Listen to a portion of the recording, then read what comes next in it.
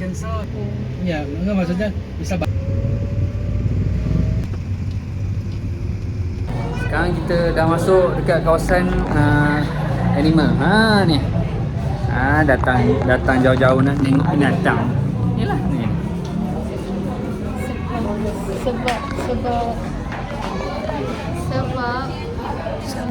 Sama. Apa dia? Sebab apa? Sebab nak bagi dia jumpa kawan dia sebenarnya. Dia dekat Malaysia tak ada kawan dia. Nanti kita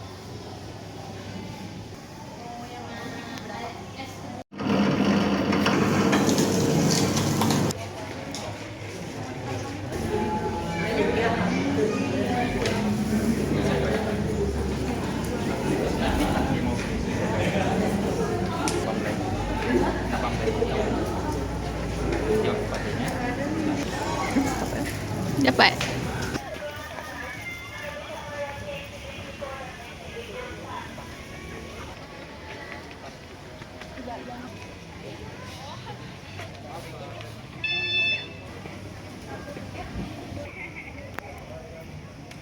Sekarang kita naik mobil ni. Apa? Gojek? Bukan. Skuter. Entah apa namanya. Apa nama benda ni? E-scooter. E-scooter besar. E-scooter besar. So, lah, tak nyimak Okey masa. lah. Kita nak jimat masa, nak cepat. Okey, kita ikut ni je. Okey, bye-bye. Okey, Pak. Kita mau ke mana, Pak? Kita mau pergi ke melihat haiwan-haiwan di dalam kandang. Bisa? Tidak gerak. Oh, sebab memang lama saya.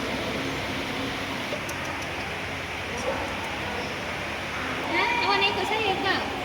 Mau bawa satu-satu dah. Sekarang kita nak singgah di mana ni? Ini musola belum waktunya. Jadi nak beli air boba, kita dah beli air kan? Dah, kita dah beli air. Kita turun.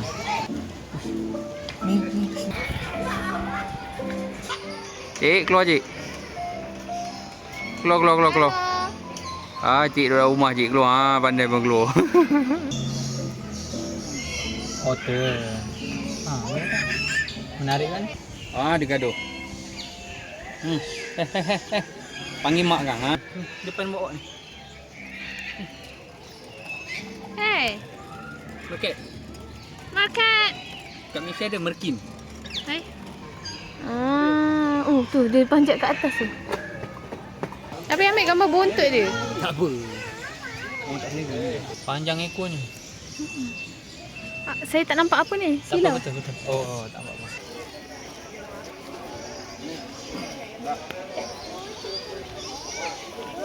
Kepala gajah. Tapi badannya mana? Aish, badannya sangkut di dalam. Sangkut dalam. Sekarang kita nak masuk dekat kawasan gajah.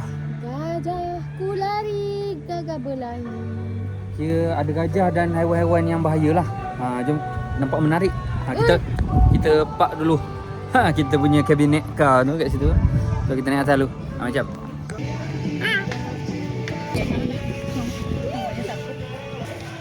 Tidur semua.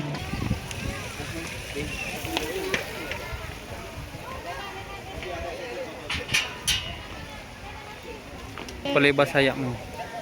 Awak sampai Swan. Awak buat. Tak boleh duduk tengah-tengah. Mau flamingo. Flamingo apa? Flamingo. Bis Swan tahu tak? Bis Swan. Ya. Salah. Binoren. Honoren. Undan. Dan Undan kacamata. kacamata. Ya, sesuai. Semua berdiri dengan kaki satu. Semua tempat bagi makan ikan. Perut putih. Untuk belah kiri kita terdapat radio sana. Panas. Dia pun nak berendam. Di sebelah kiri kita terdapat zebra. Sebelah kanan Jom story. masuk ke area satu abang di yang kedua.